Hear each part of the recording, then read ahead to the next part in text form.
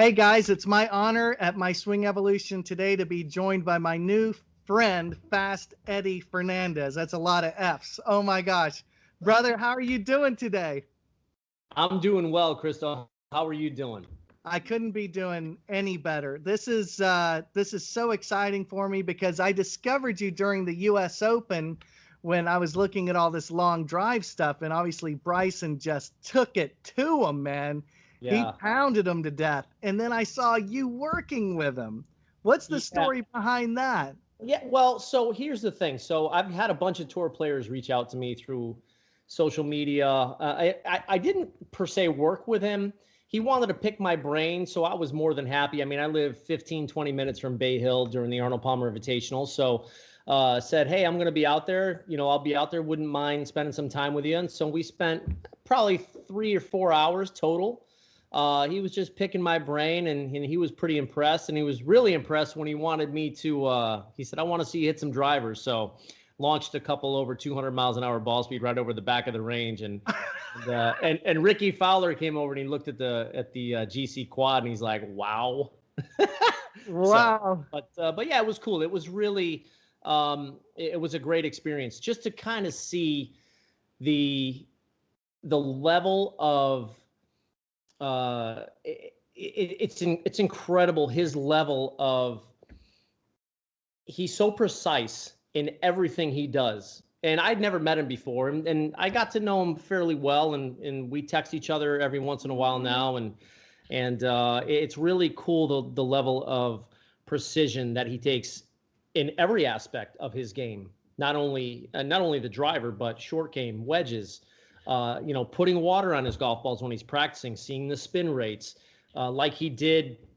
He went out later that night of the U.S. Open because the weather was going to be very similar to the morning when he was teeing off. So he wanted to get his numbers for the next day. And it's just like, who thinks of that, right? But it's just it's amazing with the technology, and you're able to do that.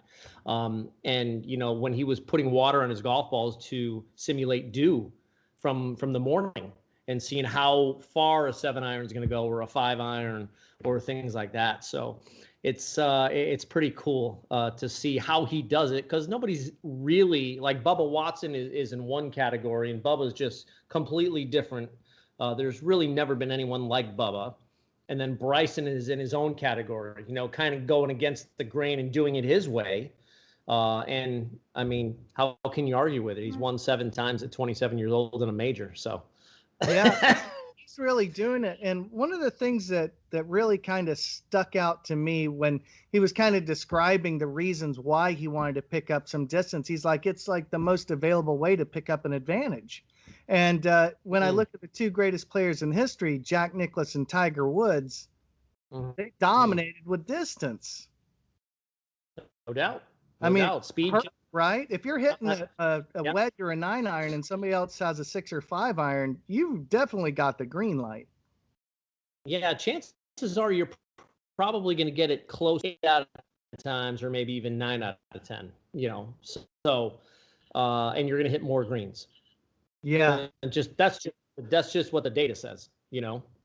Also, angle of descent on these super hard championship greens too, right? Of course. Yeah. Yeah. Yeah.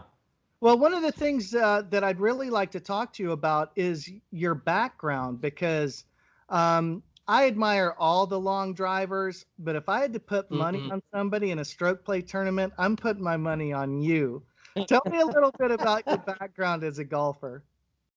Yeah. So I'm one of the anomalies in long drive. One of my buddies keeps telling me, he said, Eddie, you got to stop calling yourself a long drive professional. You're a golf pro that hits it obscenely far.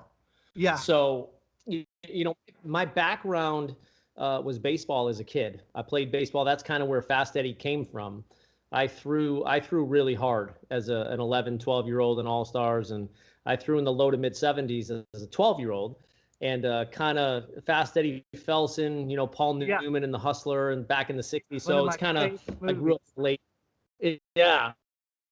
So that's kind of where, I guess, if your name is Eddie and you're somewhat fast at something, you become Fast Eddie. So.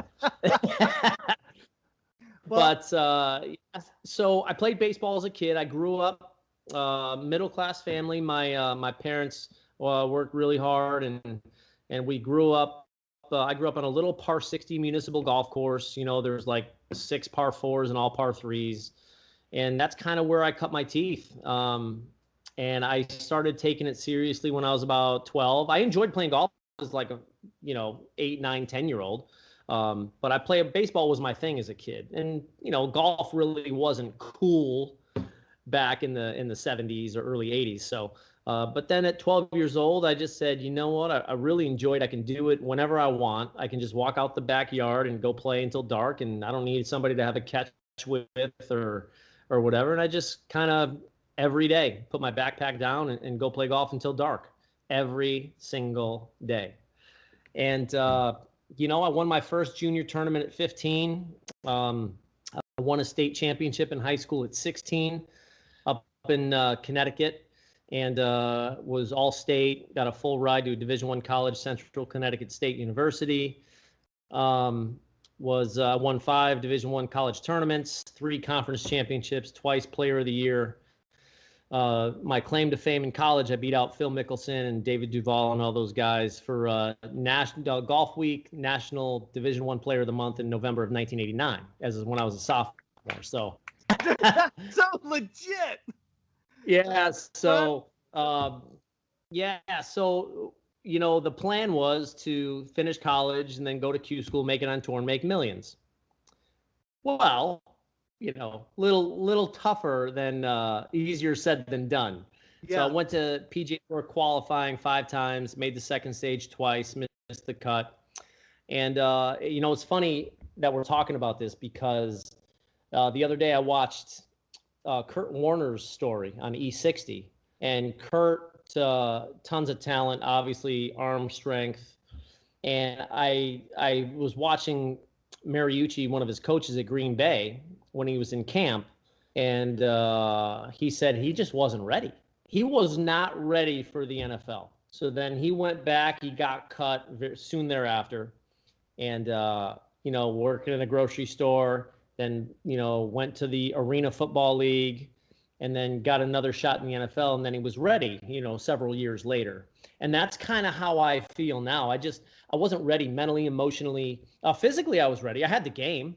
I'd shoot 62, 3, 4, 5 in tournaments, win professional events, won a bunch of mini tour events. And I just wasn't ready.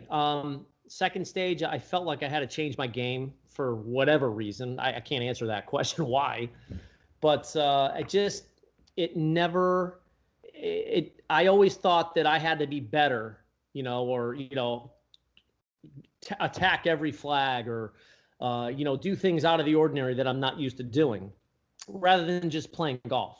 Yeah. And so I've learned a lot over the last 16 years since the last time I went to Q school, and I'm ready. I'm ready now, even though I'm going to be 50 next month and Champions Tour and things like that. And I'm physically, mentally, emotionally 100% family behind me, wife and 3 kids, and it's going to be a really fun journey because no one has what I have on the Champions Tour.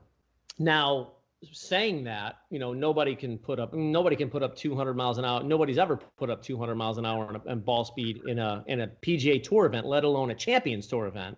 Yeah. But they also have something that I don't have, which is PGA Tour experience, which I'm really looking forward. I've talked to some Champions Tour players, Scott McCarron.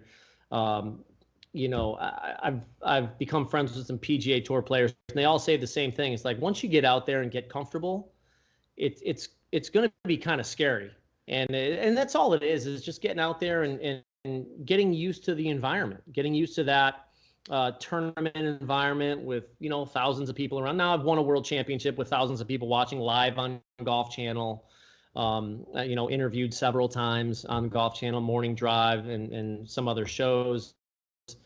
But I'm really looking forward to it. I really feel this is the time. So it's going to be pretty cool.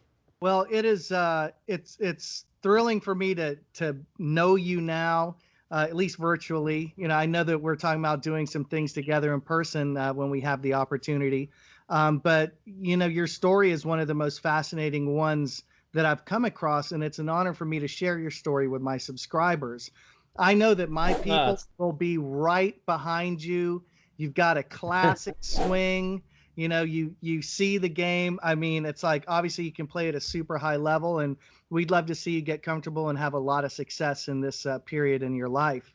Now, guys, if you like these videos, please click subscribe, hit a like, leave a comment. That stuff helps us out a lot. And if you want to learn more about my swing evolution, you can go to myswingevolution.com, where I've got my top 5 swing secrets video available for free. And I've got full-length instructional videos that tell you how I rebuilt my swing. Guys, golf shouldn't have to be so hard. The problem is information overload. There's so much info out there. It's like trying to build a race car by going to a junkyard and grabbing spare parts off of every old clunker. It's just not gonna work. I wanted to have a great golf swing, so I narrowed my focus and just studied the swing of Ben Hogan. And guess what? It worked. Today I'm one of the best golfers at my club. My swing evolution has over 20 million views, and I even got to play Ben Hogan on the Golf Channel. So if you want to become a great ball striker, go to myswingevolution.com, pick up the MSE Golf System, and start your swing evolution today. Hit them long and hit them straight.